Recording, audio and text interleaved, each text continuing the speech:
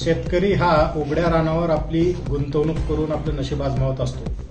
आपल्या पिकांची काळजी तो मुलांप्रमाणे घेत असतो. अशा वेळेस तो ज्या पिकांना पाणी देण्याची व्यवस्था ज्या इलेक्ट्रिक पंपद्वारे करत असतो, त्या इलेक्ट्रिक मोटर चोरीच्या तक्रारी वडगाव पोलीस स्टेशनच्या अंडर काही प्राप्त होत्या.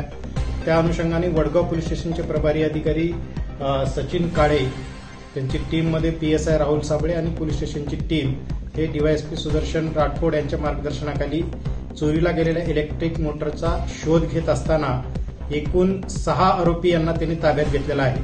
आरोपी ओंकार राजेश आरडे, महेश भापकर, अमोल कदम, निलेश मदने, प्रथमेश कांबळे, कालिदास भोसले असे हे 6 आरोपी आहेत. एकंदरीत त्यांचं वय हे 22 वर्ष ते 25 वर्ष या वयोगटातील हे युवक असून या सर्व युवकांची जर पार्श्वभूमी आम्ही पाहिली, तपासली असता त्यांचे आई वडील पण शेती या व्यवसायाशी निगडीत आहेत.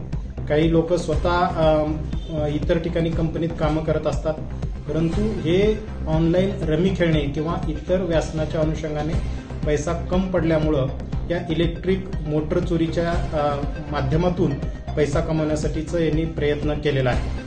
ही अत्यंत वाईट प्रवृत्ती आहे की शेतकरी अतिशय गरीब असतो आणि त्यांच्याच इलेक्ट्रिक मोटरी चोरून एकतर याच्यातला एक आरोपी स्वतःच्याच शेतातली वडिलांनी लावलेली इलेक्ट्रिक मोटर चोरून नेऊन विकल्याचं या तपासामध्ये आमच्या निष्पन्न झालेलं आहे. या अनुषंगाने एकूण 17 इलेक्ट्रिक मोटर्स पोलिसांनी जप्त केलेल्या असून त्या शेतकऱ्यांना परत करण्यात येणार आहेत.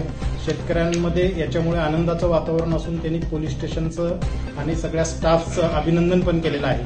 या आरोपीवर अत्यंत कडक कारवाई करण्यात येईल आणि यांच्यात जामीन होऊ नये यासाठी पण न्यायालयात आमच्याकडून प्रयत्न करण्यात येतील. धन्यवाद.